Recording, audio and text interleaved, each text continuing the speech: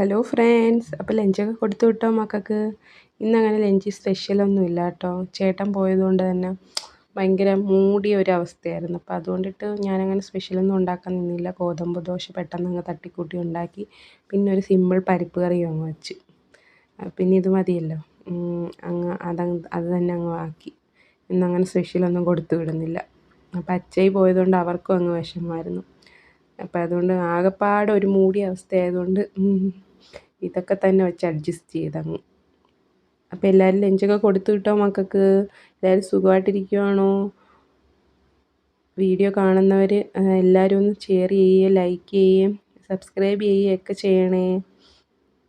Subscribe ചെയ്യാതെ ആരെങ്കിലും കാണുന്നുണ്ടെങ്കിൽ ഒന്ന് സബ്സ്ക്രൈബ് ചെയ്ത് സഹായിക്കണേ കൂട്ടുകാരെ.